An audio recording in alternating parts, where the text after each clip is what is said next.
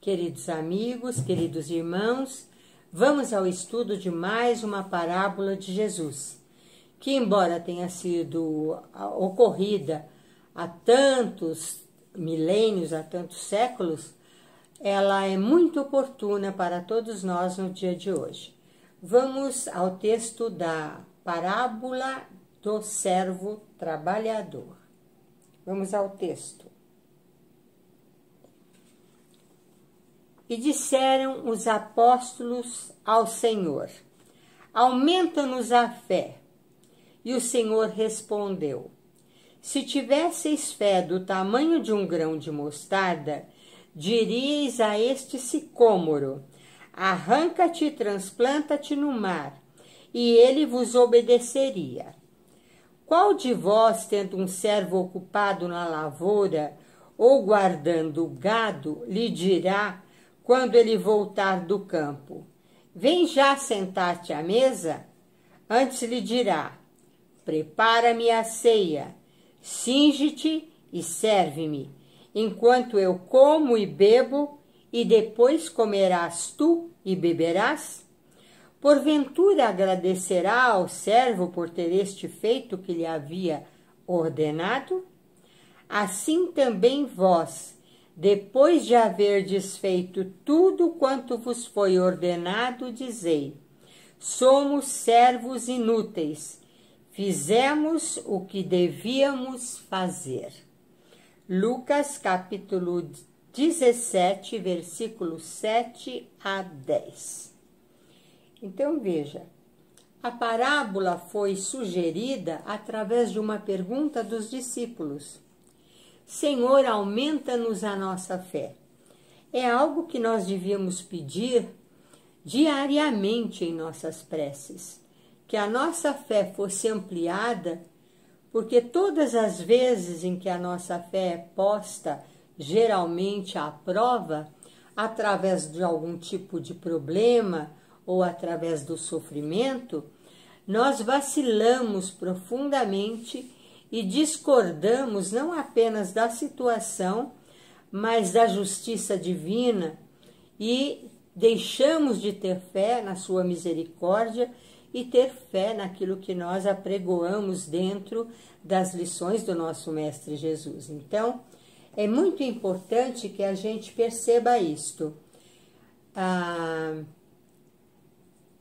nossa percepção é muito pequena e nós nem sempre estamos ligados como deveríamos. Então, deveríamos realmente pedir que a nossa fé fosse ampliada e que nosso amor também não se cansasse.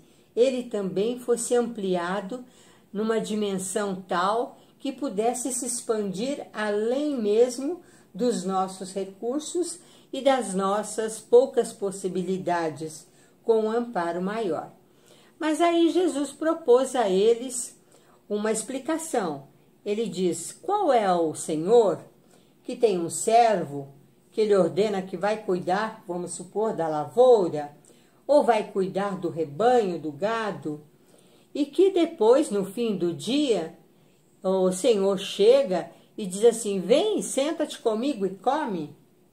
Isto não acontece. Segundo os costumes da época, o Senhor diria ao servo: vem, cinge-te, sirva-me, e depois que eu tenha comido e bebido, aí você comerá e beberá.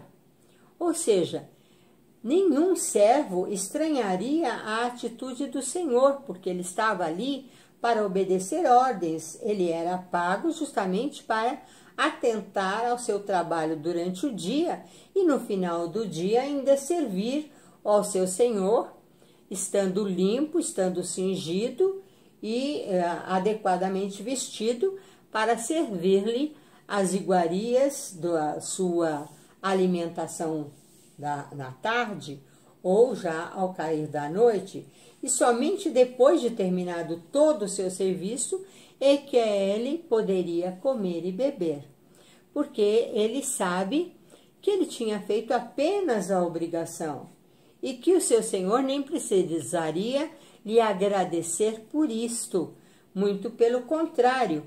ele não precisaria fazê-lo, porque era um trato entre eles. Jesus queria dizer, então, aos seus discípulos que eles eram como servos do Criador e que deveriam, portanto, ter fé suficiente, porque se tivessem essa fé suficiente, não estariam precisando solicitar que ela lhes fosse ampliada, porque se tivessem a fé do tamanho de um grão de mostarda, pequenininho, eles diriam ao sicômoro, que é uma árvore grande, arranca-te já do chão e lança-te ao mar, e o sicômoro o faria. Ora, nós temos a semente pequena da mostarda que se transforma em uma árvore gigantesca que produz outras sementes que servem de alimento, que servem de remédio, que servem muito bem à utilização das mesmas pelo homem.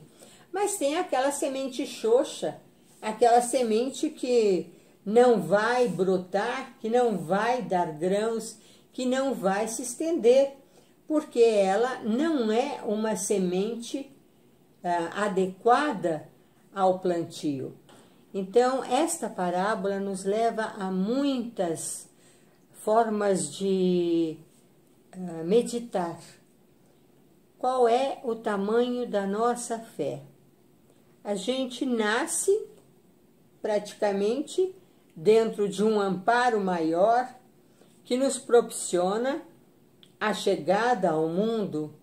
A gente cresce também dentro de um amparo daqueles que nos cercam para que o nosso crescimento se faça de uma forma harmoniosa dentro do projeto físico, dentro da saúde e também da nossa formação, da nossa educação, do uso da nossa inteligência, através do acerto e do erro, até que possamos atingir uma idade maior em que a compreensão, se fazendo mais ampla, nos chama a responsabilidade de agir dentro daqueles princípios nos quais nós fomos alimentados e formados, e esperamos que então esses princípios estejam sido no mínimo razoáveis para que hajamos de conformidade com uma atitude ética, moral,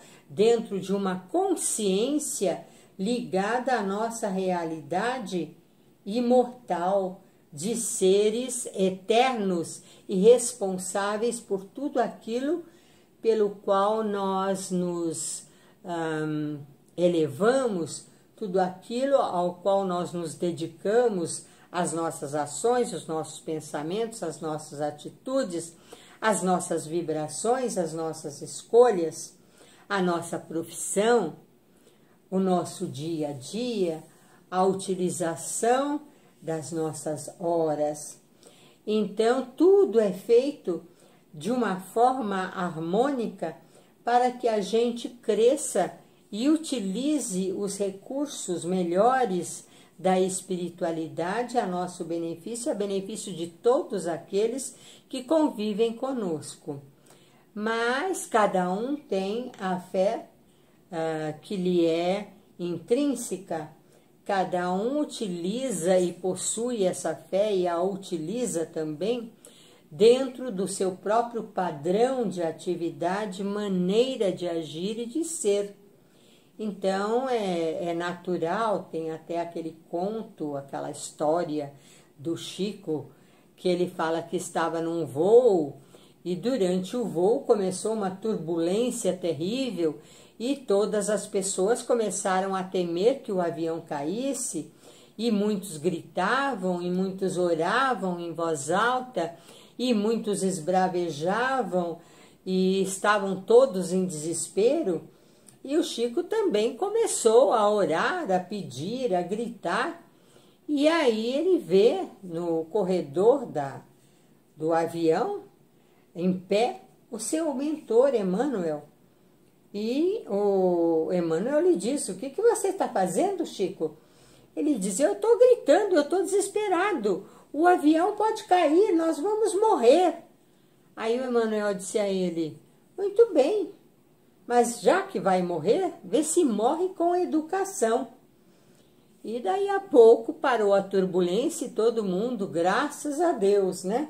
Porque o piloto estava fazendo o seu melhor, mas realmente quem coordena tudo e aquele que comanda e manda em tudo e decide tudo é Deus, dentro da programação de cada um. Isso também nos recorda a história de um homem num vilarejo em que ele trabalhava muito, era pobre, tinha um filho que era jovem e que o ajudava nos afazeres, a esposa também, e todos ali viviam de uma forma muito difícil. E apareceu um senhor e disse que para premiar, de certa forma, aqueles aldeões que o serviam também, ele iria sortear um cavalo entre eles e uma das famílias ganharia esse cavalo.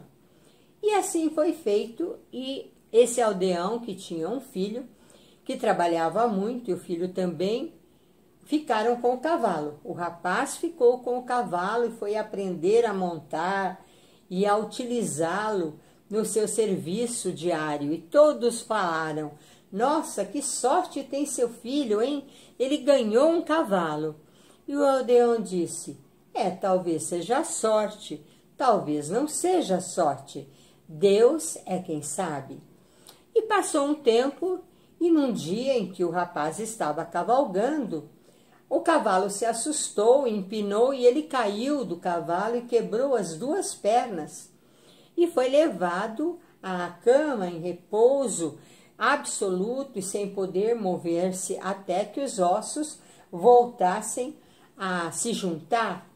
E os aldeões disseram: puxa, ele ganhou aquele cavalo e aquilo foi um azar, hein? Veja o que aconteceu com seu filho. Acabou quebrando as duas pernas. Isto é uma má sorte. E o aldeão respondeu: pode ser uma má sorte e pode não ser uma má sorte. Deus é quem sabe. Passou mais algum tempo e vieram a chamar todos os jovens da aldeia e os homens ainda mais válidos, porque estava havendo uma guerra e eles eram convocados para o combate. Mas o filho, que estava ainda se recuperando do tombo do cavalo, não pôde ser convocado e ficou na aldeia. E os aldeões disseram: puxa, que sorte ele ter quebrado as duas pernas, não é? Desta forma ele se livrou de ir para a guerra. E o aldeão respondeu: pode ser uma sorte, mas pode não ser uma sorte. Deus é quem sabe. Então, sempre que nós estivermos também na condição semelhante a essa, meditemos bastante, porque aquilo que às vezes parece-nos um mal terrível, sob todas as nossas formas de raciocínio e de visão, né, dos fatos, dos acontecimentos, nem sempre é algo que vem ao nosso encontro e em desfavor de nós mesmos. Que Jesus amplie a nossa fé e que quando tivermos feito tudo aquilo que tivermos programado no nosso roteiro de cada encarnação, não esperemos louvores nem agradecimentos. Digamos que nós somos servos infiéis, mas apenas fizemos aquilo que nos foi proposto, aquilo que nos foi ordenado dentro do nosso roteiro de evolução, de serviço e de aprendizado. Espero que vocês tenham gostado da parábola do servo trabalhador, que vocês possam ter aprendido muito com ela. Comentem e divulguem.